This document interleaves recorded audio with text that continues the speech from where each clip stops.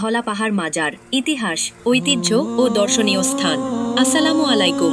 আজ আমরা আপনাদের নিয়ে এসেছি যশোর জেলার কেশবপুর উপজেলার এলাকার একটি ঐতিহাসিক ও সুপরিচিত মাজারে। স্থান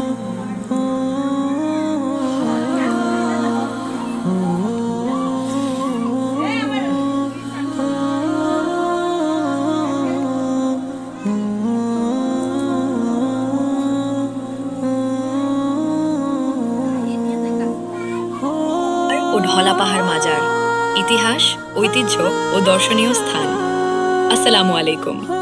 আজ আমরা আপনাদের নিয়ে এসেছি যশোর জেলার কেশবপুর উপজেলার এলাকার একটি ঐতিহাসিক ও সুপরিচিত মাজারে। স্থানীয়ভাবে এটি মারগোডাইথান কালা পাহাড় ও ধলা পাহাড়ের মাজার নামে পরিচিত। বলা হয় এখানে দুইজন আল্লাভীরু অলিয়াউলিয়ার কবর রয়েছে।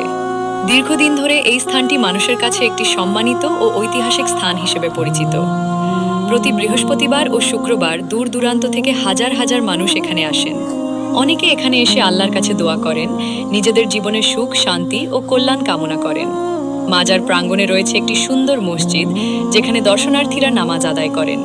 এছাড়াও রয়েছে একটি বড় পুকুর, পুরনো স্থাপনা এবং মনোরম পরিবেশ, যা দর্শনার্থীদের আকর্ষণ করে। স্থানীয়দের কাছে এখানকার একটি কুকুরের গল্প প্রচলিত রয়েছে, যা অনেকেই আগ্রহ নিয়ে উল্লেখ করেন। ধর্মীয় ও ঐতিহাসিক গুরুত্বের পাশাপাশি এটি একটি দর্শনীয় স্থানও। প্রাকৃতিক পরিবেশ, শান্ত পরিবেশ এবং ঐতিহ্যের কারণে অনেক মানুষ পরিবার পরিজন নিয়ে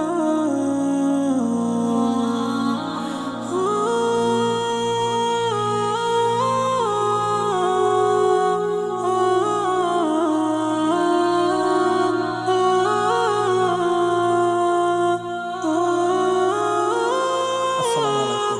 এখানে আল্লাহ তাআলার দুজন অলি ঘুমিয়ে আছে, তাদের নাম হলো কালা পাহাড় ও ধলা পাহাড়। এখানে হাজার হাজার মানুষ আসে প্রতি রবিবারে এবং প্রতি বৃহস্পতিবারে। এখানে পরিবেশটা খুব সুন্দর, সেই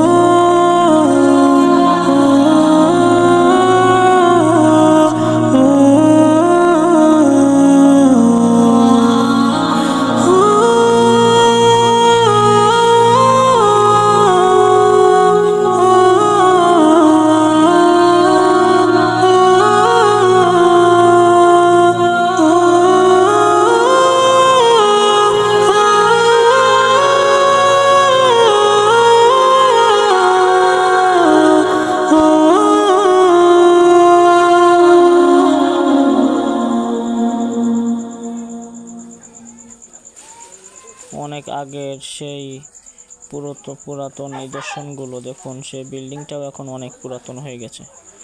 এই যে বিল্ডিংটা অনেক আগের, কিন্তু